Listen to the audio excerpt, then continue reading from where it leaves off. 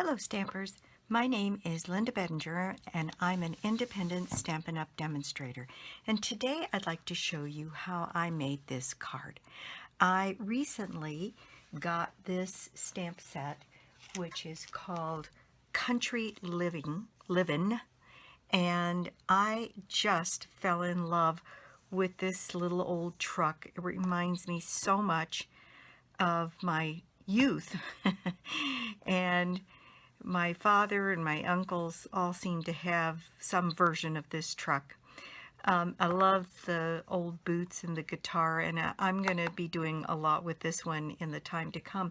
I've been absent a little bit on the videos, and for those of you that have subscribed to my newsletter, I explained that over the last almost 3 weeks I have spent almost exclusively making wedding invitations for my youngest's upcoming wedding on Memorial Day weekend, and so it was pretty much 6 in the morning until 10 o'clock at night trying to get those so that they had them out in the time frame that they wanted them. So I've been absent from the video scene, but I will catch up over the next several days and put some I've got some pent-up cards that I'm ready to make, and so I'll be putting some stuff out. The other stamp set that I used on this card was the Lovely as a Tree, and in this case, on this one, I used this pine tree, and I've since made versions using these trees instead, and I think I'm going to change it up today and use these trees. And I used the stitched framelit dies, which are the stitched framelits here, and these are these wonderful dies that have the stitching around the edge, and so I've used the second largest of the oval there, and then in the layering ovals dies I used the second largest of the ovals that are not scalloped here, so they kind of go this way, 1, 2, 3, 4, so on and so forth, and I'm using the second largest of the ones that are not scalloped. So that's pretty much what I'm using today, and let me tell you what you need. I'm changing up a few things. I'm changing the trees I have in the background, and I'm going to try doing this one on an early espresso base. So this base is 8.5 by 5.5 scored and folded at 4 1/4. Then you need 2 pieces of Very Vanilla, and those are 5 1/4 by 4, and then you need another piece of Very Vanilla that is 3 3/4 by 3 inches, and then you need a piece of Old Olive that is 3 3/4 by 3 1/4. Then a piece of soft suede, and this piece measures 5 1/4 by 1 1/2. Then you also need a piece of Very Vanilla scrap and another piece of soft suede scrap to make the sentiment on here. And so that's what we need, and let's just get started with this. We're going to do, let me burnish this while I'm thinking about it, and then we can just set that aside for the moment. We are going to be doing most of our work, at least to get started, on this piece here. This is the Very Vanilla. It is 3 3/4 by 3 inches. And I'm going to need some scrap paper to work on this because I'm going to be going off the paper. And I've used a technique of both watercolor using the aqua painters as well as the watercolor pencils, and I'm using I think it's 3 or 4 of the watercolor pencils I'm using the black, the early espresso, the red, and the gray. And I'll get that gray out in just a minute. So the very first thing we're going to do is place our truck on this piece of paper. And here I've got my truck mounted, and I'm putting that one on with Versamark. What I did on this one, I used Versamark and then clear embossing powder, and I tried lots of different things to get the impression so that I could watercolor inside. And the one I like the best is the clear, so that I got this little white line definition on the outside of the thing. What I did find is that it makes it very difficult to color in, because the white against the vanilla, or the clear against the vanilla, it's very challenging to see, but I think I've got a way to do that. So the very first thing I'm going to do is get out my Versamark here.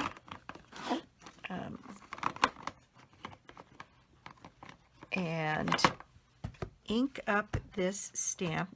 This is kind of a big stamp, so in this case I want to take the Versamark to the stamp, and I'm going to ink that up very, very generously. And I am going to place my truck right down here towards the bottom of this piece of paper, of the very vanilla, and get a nice impression of the truck on here. And of course I forgot to use my embossing buddy, doggone it. Anyway, so here's some clear embossing powder, hopefully, because it's clear it won't make too much of a difference.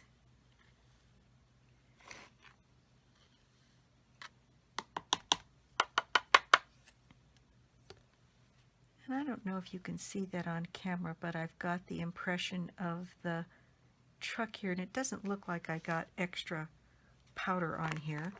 So I'm going to go ahead and heat that up with my heat tool. Apologize for the noise. And in fact, I'm going to use my paper piercer to hold this down. When these heat tools get heated up, they really are quite hot, and you don't want to hurt your fingers.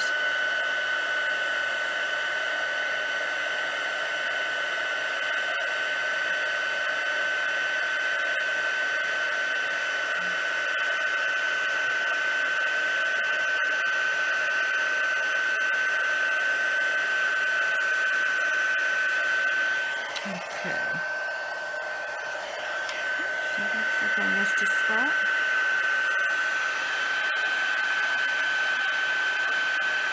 Very challenging when it's clear on a light color, because it's hard to see all of the parts and pieces. I think I got it all. All right. So that is now embossed on there, and I don't know if you can see that. I'll try and hold it up so you might be able to see the shine on that as it shows the truck. And it does make it a little bit more challenging to color. So what I'm going to do is I'm going to,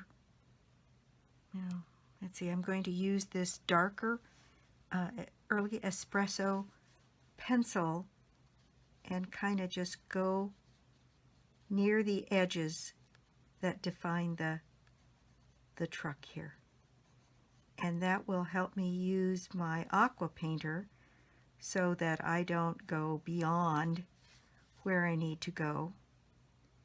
Like I said, it's very, very interesting to try and figure out where the lines are on this to do some painting.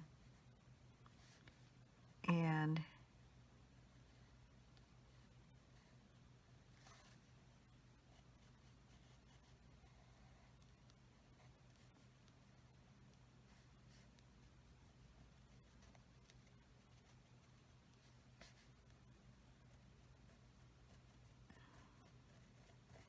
Okay, there.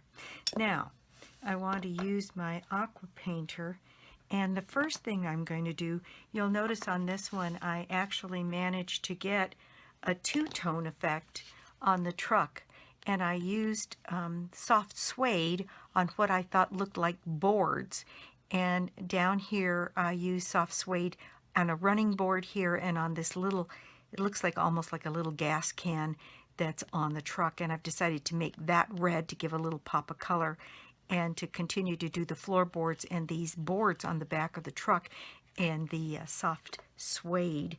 And so with my aqua painter, that's what I'm going to do. I don't think I got any down there. There, we got a little bit.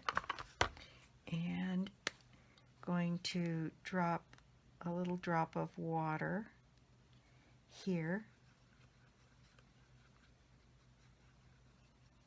and get that ink, and I'm going to just lightly paint over this section that is the boards on the back of this truck. Then I'm going to also do the floorboard here on the running board, if you will, on the truck.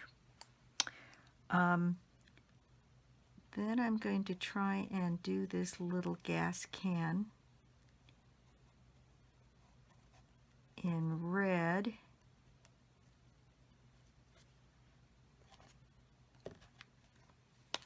And it looks like this board runs all the way back here.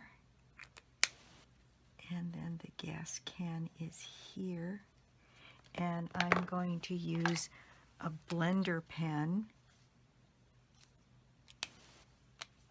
to move that red around on that gas can.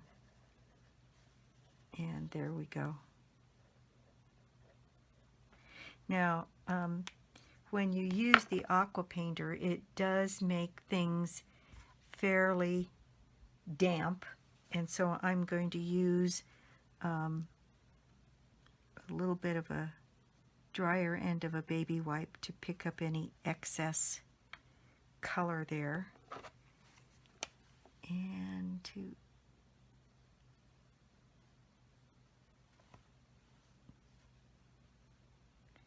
then add another layer of the brown so that it's more distinct. Give that a second to kind of dry, and then blot and pick up any pieces. The next thing I'm going to do is use the early Espresso ink and use again the watercolor, the aqua painter, pardon me, and you can see I've been using this actually quite a bit. And so I'm going to take this darker color and I'm going to start carefully washing around the areas of the truck.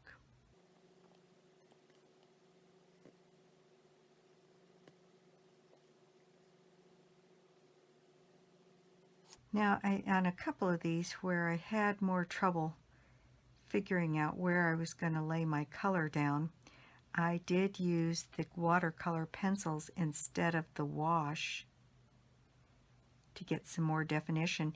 And one of the things that I've decided is you really can use both to get the depth of color that you want on some of these pieces. And in fact, it pays to maybe use both.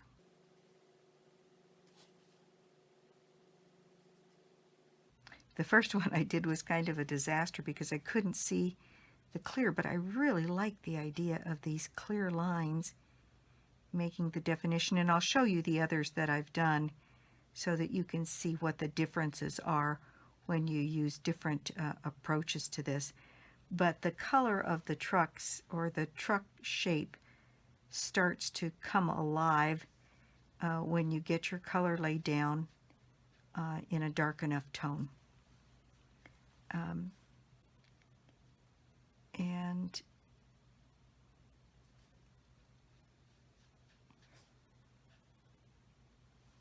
the smart thing to do on this is to wait a little bit on the layers so that they have a chance to dry in between.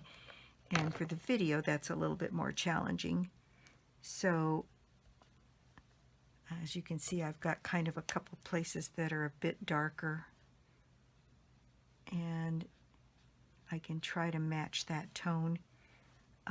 But your paper gets pretty soaked and can start to pill and come apart if you don't use watercolor paper, and maybe that's the real answer, is to use watercolor paper instead of cardstock for this. But I think I'm getting the effect that I want, because I wanted the truck pretty dark, and I definitely wanted the difference in the tone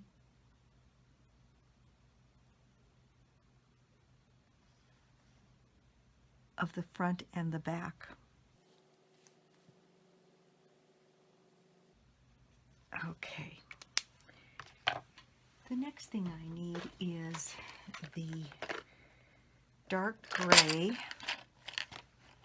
watercolor pencil, and that is this one, which is the basic gray. And I use the basic gray to go around the lights,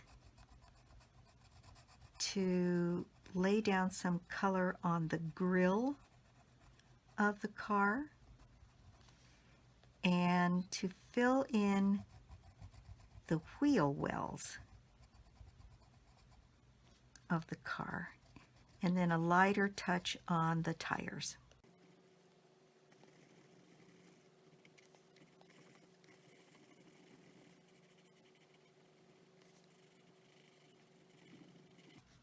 And then also on the bumper, because I imagined this car to have a chrome bumper. There's also a little opportunity right here for a door handle. And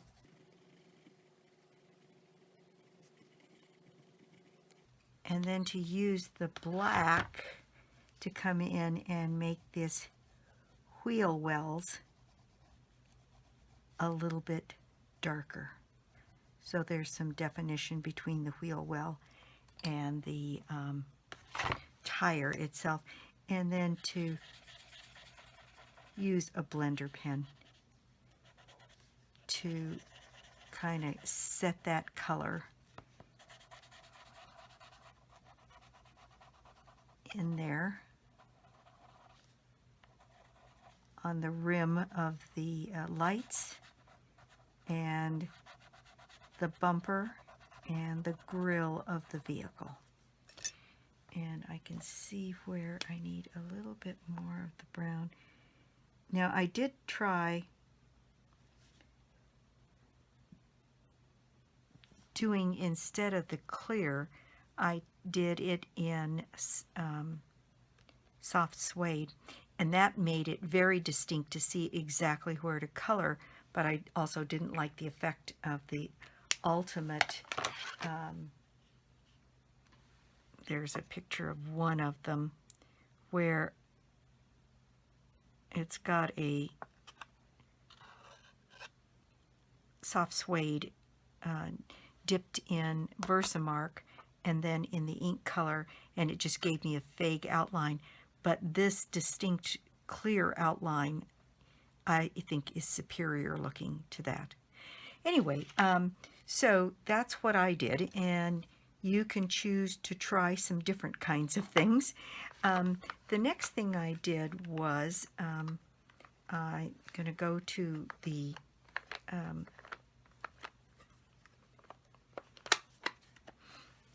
I used Old Olive for the grass and the trees. And once again, I put some color in the not quite enough color in the lid. There we go. And clean your aqua painter by dropping some water down until no color comes off in your whatever you're using to clear it. Even if the bristles are stained, I know there's no color on there. So I'm going to drop a drop of water in here, and I'm going to use this to color underneath the truck. There's grass, and I'm going to imagine that this grass goes back away here, and this truck is sitting in a little bit of a field, if you will, of grass or a meadow. And so I'm going to extend my color lightly down to the bottom of this little piece. And so you fill in right around the tires, and some of the grass looks like it comes up over the tires. And there we have the outline of the truck. Now, what I did next was I used a little bit of soft sky and did the same kind of thing where I cleaned off my bristles and then put a little bit of water. This is such a pale blue, and that was what I kind of wanted. In fact, I'm going to blot that off just a little bit here. And I want as though you could see the sky through the windows here. And the headlights are more likely to have kind of a glassy look to them. And then I put some sky, very pale, all across the rest of the back of my card.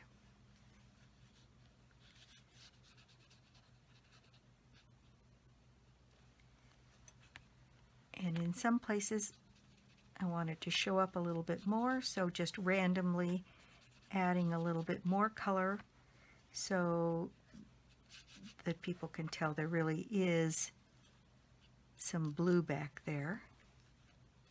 All right, there we go. So there we have that part of the truck.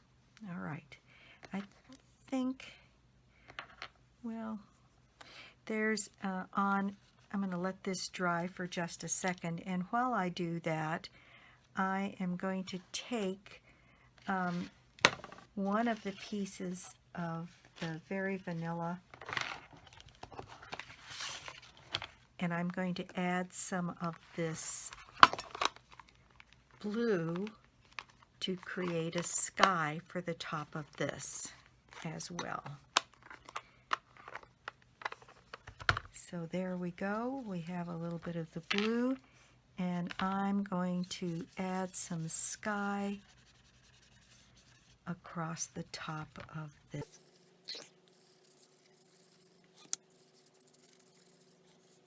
Okay, actually you can come down quite a ways on the bottom of the card because we're going to cover that with a little piece of soft suede, so you can get as much color as you want. And you can see I'm not being very precise with this, mostly just kind of filling in and getting a little bit of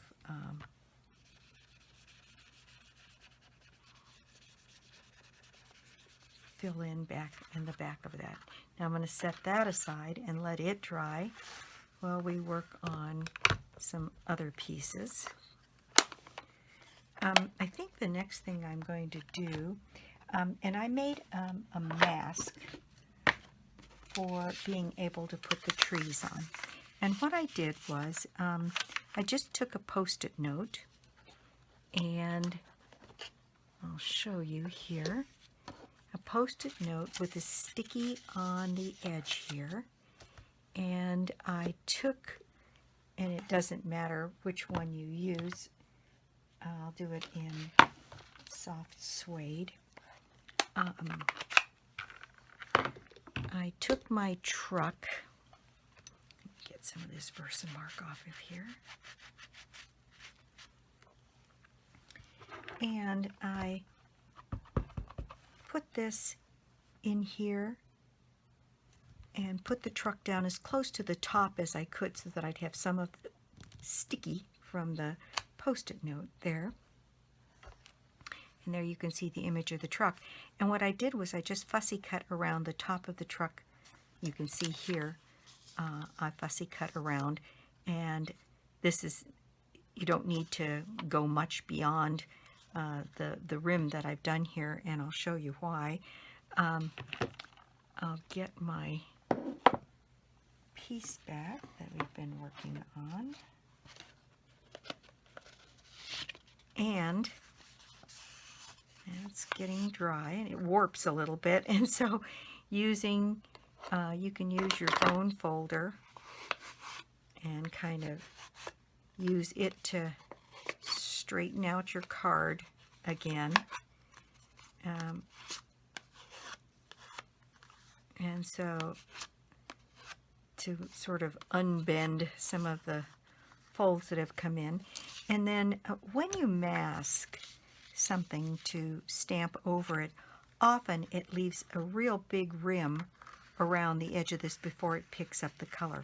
So I have found that when you mask, if you mask down a bit,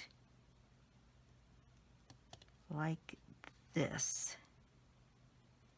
and you'll watch what happens here. So I've masked, and you can see I've left a pretty decent sized rim.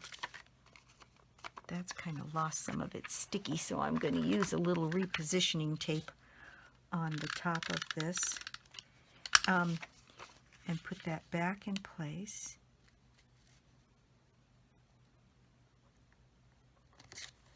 And there you see that I have left quite a serious rim around the edge here, all the way around the truck. And when you do that, and let's take the stamp here. This is the stamp I'm using, and I am using the Old Olive ink, and again a big stamp, so I'm going to take the ink to the stamp.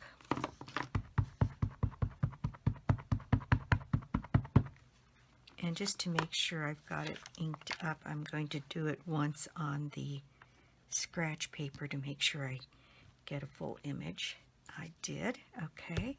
So plenty of ink. Be generous.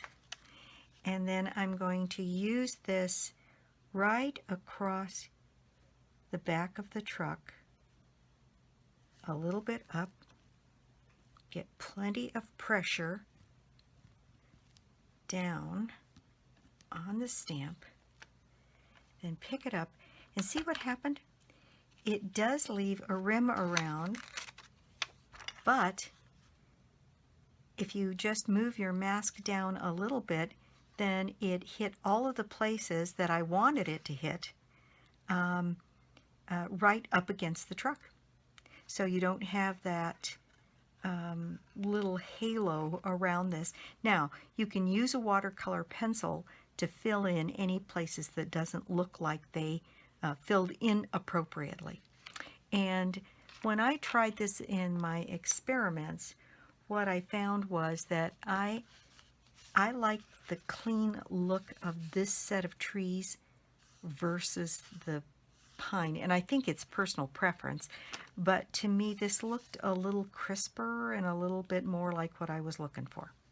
Now, as long as I've got this out, the other thing I want to do is stamp some trees here on my background. So again, inking up my stamp getting some of these things out of the way.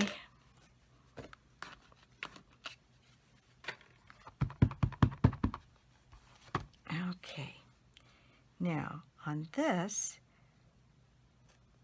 I'm going to come off the page and put these trees here, and then move it up just a hair and do a second generation in the back, so it looks more like a little forest.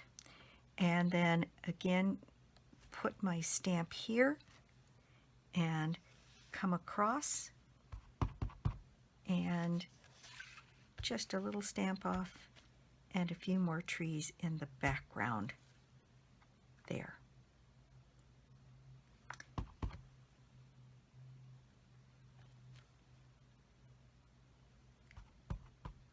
You can see, even though that sky was pretty random, it looks just fine with the trees here.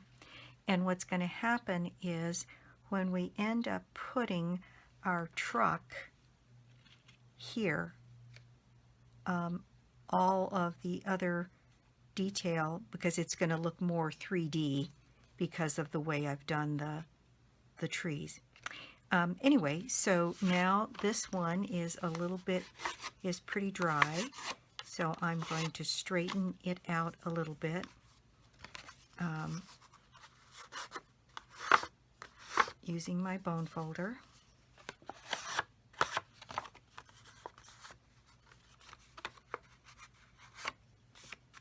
There we go.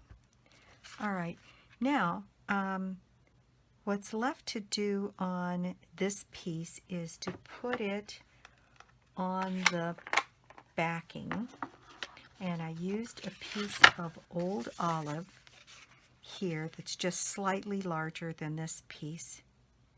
Oops, that one doesn't look like it's the right size. There we go. This was a piece of scrap instead of the backing. Okay, so the plan is to put it on the back of here. Now, because this is warped a little bit because of the water, I am going to use a lot of snail. Let me put a couple of these things away now that we're done using them and clear out the space a little bit here. I will put my arm in the ink if I don't close it up. And I don't think I need that anymore. So now I want to lay down some snail, and I'm going to cover the back of this little piece. You can see what I'm doing, because I want it to lie as flat as possible and have as little warp as possible on this card. And so here I have this ready to go.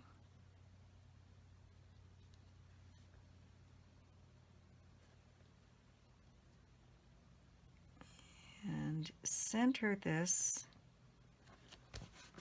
on this piece of paper. And as the result, that's down and it's nice and flat. Then I'm going to take, let's see, I think I need this piece next. So this is the piece of soft suede, and this is cut to cover the whole bottom end of this card and just create a base down here. So I am going to put some snail on here and put this into place. I've got a little glue, I kind of went off the edges there. And put this in place so that it completely covers the vanilla on this other one. And as usual, I've cut it just a tiny bit larger than it needed to be so that I could make absolutely sure I got the whole thing covered and you get a perfect fit that way. So that piece now goes, you know, that's pretty just the way it is. And then I'm going to raise this piece up on dimensionals. And so, again, because this one was...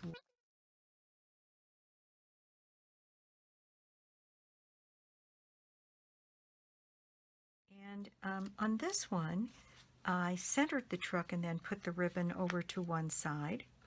And I have since decided that I kind of like the truck over to one side with the jute ribbon on the other side. So I'm going to change that up a little bit today.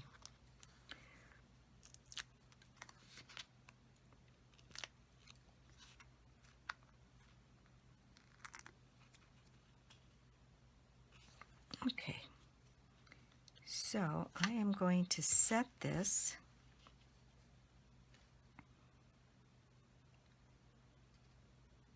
a little lower than half because I want some of the tree detail to show in the back, and put it in place there. Okay, now on the jute ribbon, I have cut a piece that will go over here and wrap around my card before we mount it. And this ribbon is, I found a little bit challenging because it is stiff and it sort of has a mind of its own about picking itself up. So what I found worked the best for me was I'm using some fuse, and I am putting fuse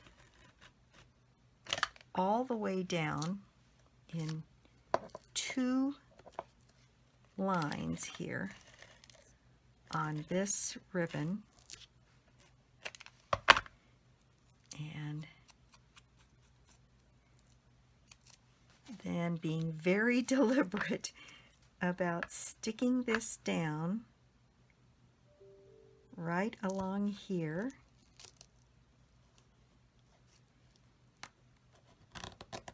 and sticking it down hard to this card, and again on the back. In fact, I'm going to put some more fuse here and more fuse here to get this ribbon to stay down. On this one, you can see that the ribbon, I didn't use fuse, and it picked up. And while that's, in most cases, it just gives dimension, it got real annoying and it pulled away from the back of the card, a few things like that. So I thought, better safe than sorry for further ones, to go ahead and lay down this ribbon in a real specific way here. I see now where I could use a little bit more of the red on my little box here on this truck, and use my blender pen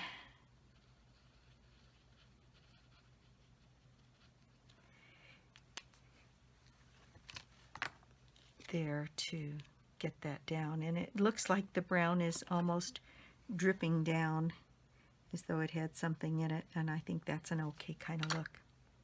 Okay, so there we have the front of this pretty well done, and so now I'm going to mount that. My sign is bouncing around today, on the front of this card, and mount this on here. And I'm going to do that with snail.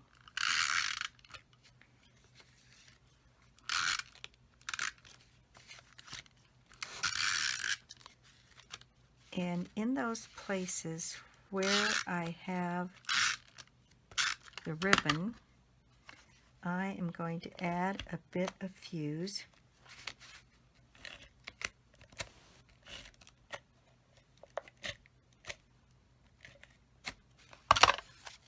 on there, and then very carefully, because that fuses very sticky stuff, and see if I can't get this centered on here. There we go. Now, because of the glue and the way I put it down, I'm very confident that this little strip is going to stay in place. And there we have the card and our truck mostly done here on the front. What I did on the inside panel was I took a piece of the, let's see, what did I do with that scratch paper? I'll put it here. Okay, I took a bit of the panel here, and I thought it would be kind of fun to just put the nose of the truck on the inside of the card. And you could also add this to your envelope and just put the nose of the truck right down here.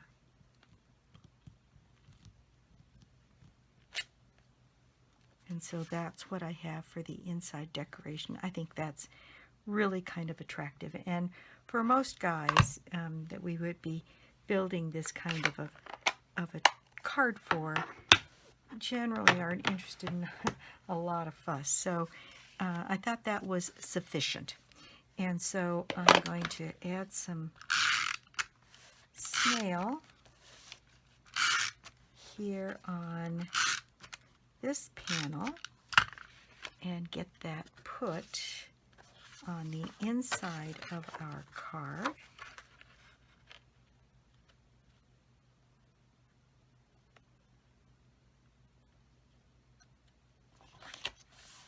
Here. There we go. And then we have left just to add our sentiment, and I have already cut out from the stitched framelits in the soft suede the outside oval here. You see the stitching on that. I just love this set. And normally I would stamp and then punch, but I'm going to try this. And I have a happy birthday stamp mounted here. It's a photopolymer, so I need a little bit of a cushion underneath here, so I'm going to use my Pierce mat. And this is the one I couldn't identify in a previous video. This is from the Best Birds stamp set. And I'm going to add this sentiment on this card in soft suede, because I think it'll be very pretty like that. And there's plenty of room on these ovals, and I have one in case I don't quite make it here, but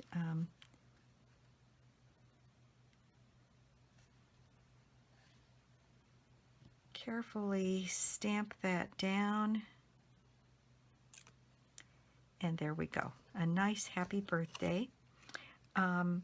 And it could be thinking of you, it could be any number of things. And I'm just going to mount this on here with a little snail, centering around the stitch detail here.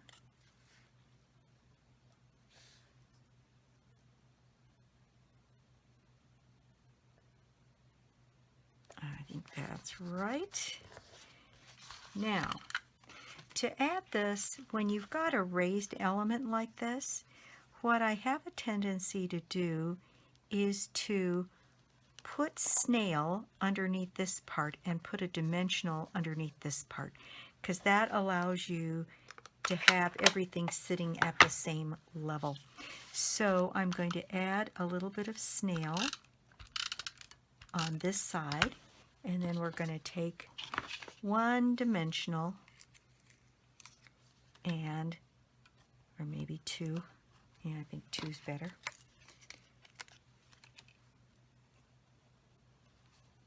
Okay, and so adding this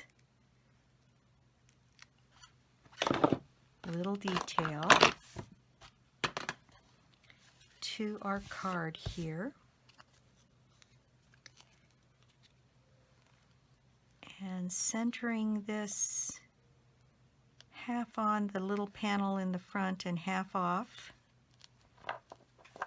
And sticking that down, and there we have a very nice happy birthday for any number of people.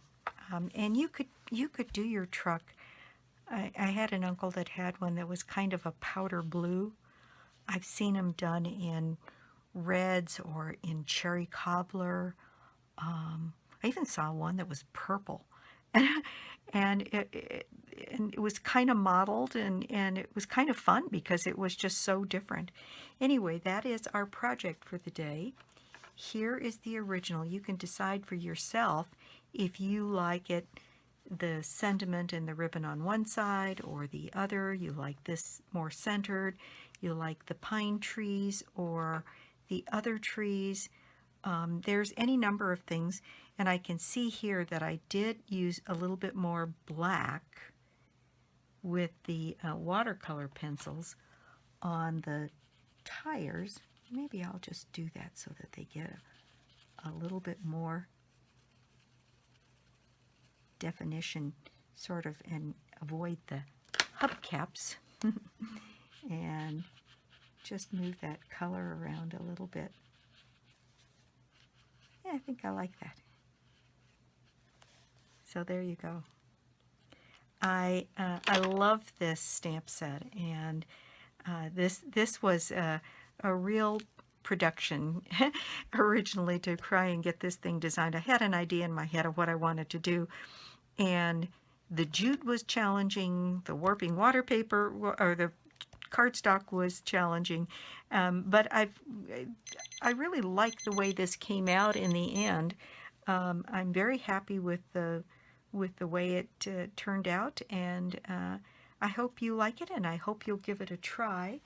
I have a couple of other versions of it that I have tried, and I have made this one, and we did it in a class that I held, and so I had people trying to do all different ones.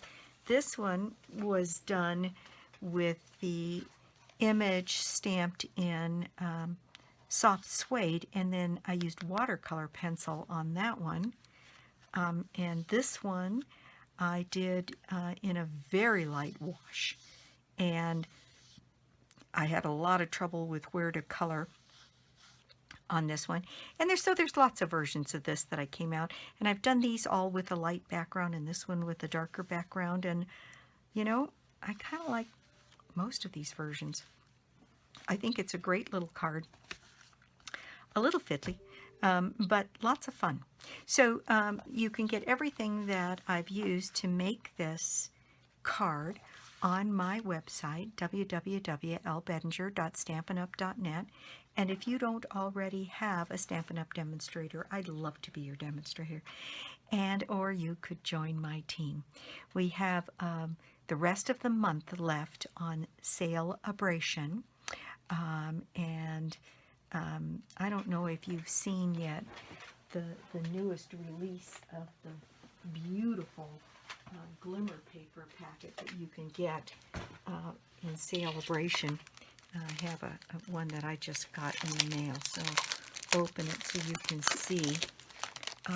These glimmer papers are just gorgeous, and they come, I think you get 4, yes, 4 of each color. So in Bermuda Bay, in Sweet Sugar Plum, and in Mint Macaron. Aren't they gorgeous? And I have some projects coming up that we'll do. I'll do some videos on using them. And it's one of the products that you can get for free in Sale-abration. So through the end of the month, you have the regular Sale-abration. I think there's 15, 16, 17, 18 products that you can get for free for every multiple of $50 that you order. So if you order $50, you get 1 free item. If you order 100, you get 2. If you order 150, you get 3, so on and so forth. The other thing that's good about Sale-abration is during the time of Sale-abration, if you were to join Stampin' Up, you get $125 worth of product from them for $99. Plus, during celebration this year, you get to select 2 more stamp sets for free from any of the live catalogs. Then always you get another $40 in products from me. And so you get, during celebration this year, you will get right at $200 worth of products for $99. And if you're interested, by all means, give me a call. I'll put a telephone number on the screen today so that if you're interested and want to review the details of what it takes to sign up, I'd be happy to talk to you about it. In any case, thanks again for stopping by my YouTube channel, and until next time, bye!